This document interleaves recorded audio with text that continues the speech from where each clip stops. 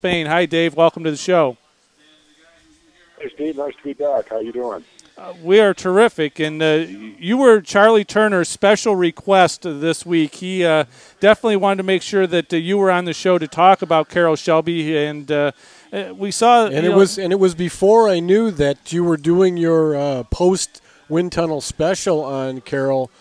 Dave, it's just when I first heard about Carroll Shelby's passing, I sent Steve a text like within a minute. Said I'd really like to get Dave on to talk about Shelby because I know he knows the man. Well, I appreciate that, Charlie. He's he's truly one of the iconic figures in American racing and the things. What's striking to me about Shelby is how quickly he accomplished the things he accomplished in road racing. I mean, we think of the Cobra and winning the World Championship and going to work for Ford and winning Le Mans twice. That whole episode, that whole chapter in Shelby's life story was 5 years. Mm-hmm. He did all that in 5 years' time, and when it was over, packed up and went to Africa and ran a touring company and a big game hunting thing.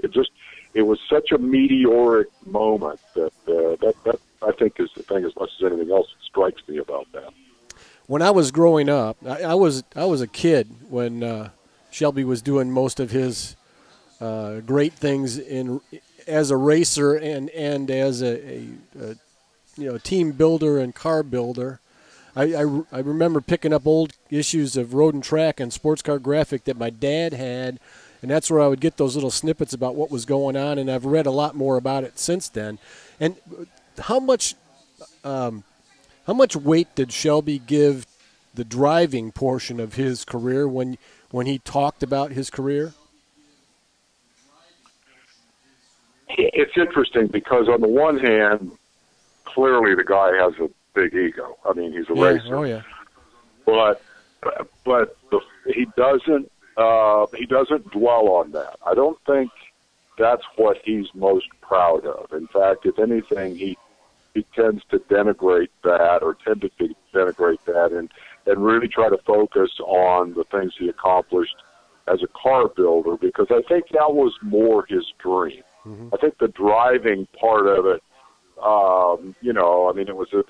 it came naturally to him, and he was very good at it, and that enabled him to explore the European scene, for example. But while he was over there driving, he was checking out these little specialty companies that were building race cars, learning everything he could about how they operated as companies as much as how they, operated technically or what their engineering prowess was, because he wanted to be in a position to do what they were doing. He wanted to be a small company building successful race cars. So in that sense, I think the driving maybe just opened doors into the world that he was hoping to eventually arrive in. I thought it was interesting, Dave, in the piece that you did.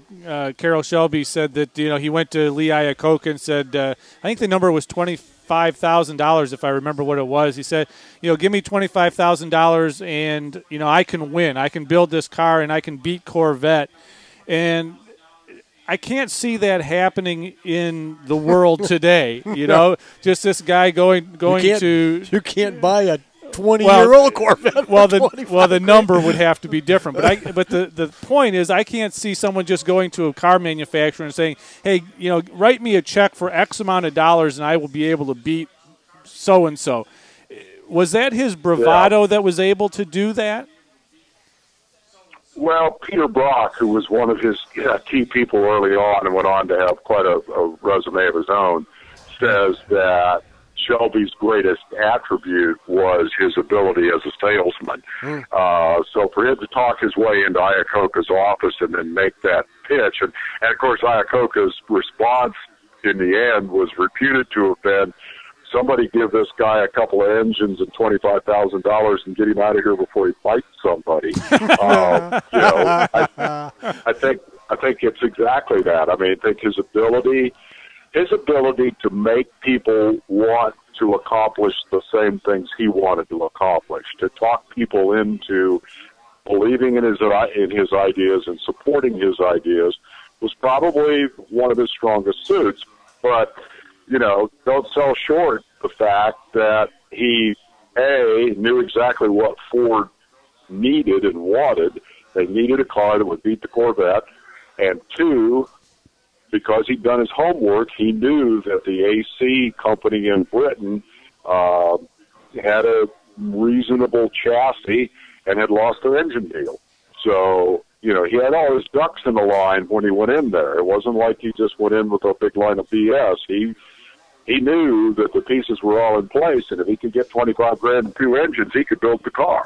And, you know, whether he also knew the car would be a Corvette beater or not, you know, at some point there may have been a little act of faith in there. But the bottom line is it was. I mean, as soon as he got it built, they started winning, not least because they had the drivers, you know, Phil Hill and Gurney and Bondurant, Dave McDonald, Ken Miles, but you don't get the good drivers unless you've got a good car. So he backed up his bravado, I guess, is the bottom line. Well, Dave, not only you mentioned that all-star team of drivers he had with his Cobra team, but how about the team that went to Le Mans with those Mark IVs and you had A.J. Foyt and Dan Gurney and Chris Amon and Ken Miles, and I'm going to forget. I'm not even going to try because I'll forget too many of them. Tremendous sports car drivers and drivers from a lot of different venues in auto racing, and put together, you know, the most successful trip we've ever had over there. Yeah, well, I think a lot of that probably had to do with the money. I mean, Gurney had a history with Shelby, a long history, and in fact, Shelby helped Gurney eventually get his IndyCar company started, which is a whole separate story. But you know, Miles and Holm and McLaren and Amon, those guys, I'm sure they all had different agendas, but in the end, the fact that the Ford program had no budget, it was literally unlimited, probably had a little bit to do with that. I mean, I'm sure that Henry and Henry Ford II and Carroll looked around the world and said, okay, who are the best 6 guys we can get at these cars, and how much is it going to cost to get them, and you know, wrote the checks. The wild card in that was Foyt, because of his relative experience in sports cars and total experience in 24-hour racing. And I think Gurney gets a lot of the credit there. Carroll gives Gurney the credit for helping AJ understand what he needed to do in order to get the car to the end, kind of taming what would have been his natural instincts and getting him to drive the race like an endurance racer, and enabled them to win it in 67. Dave Despain, I've got about another minute here. Carroll Shelby, how would you sum him up in your words as somebody who had a chance to meet him, talk to him, and know what he was about? Well, you know, there are lots of contradictions. There are certainly people in the world who think that Shelby is overrated, that he claimed credit for a lot of things he never did, on and on. He could have been a politician. The bottom line is the things, you know, the things he did, you know, are phenomenal. I mean, there's no doubt that it was his vision that built the Cobra. There's no doubt that the Cobra was the single most impressive high-performance car of its era. It won the world championship against all odds, and then you could debate the Ford thing on, you know, ad infinitum. But the line is, he was the guy that Henry II went to make it happen, and he made it happen. Racing is very much a results-driven business. And I think the thing that needs to be said is that Carroll is very generous in sharing the credit for all of that success with all of the other people who made it happen. In the end, that might have been his strongest suit, was the ability to recognize and back to his side the best people. Dave Despain, thanks so much for being with us. We truly appreciate it. We'll talk with you again. My pleasure, guys. All right. Thanks. Dave Despain, watch Wind Tunnel every Sunday night and replays throughout the week on Speed. And if you get a chance to watch his, I don't remember what they call those extras that he does, but his special, 1 hour special on Carroll Shelby was outstanding. So if you're a fan of that old stuff, watch it. All right, we are going to take a break. When we come back, we will talk with Todd Peck, who has picked up a new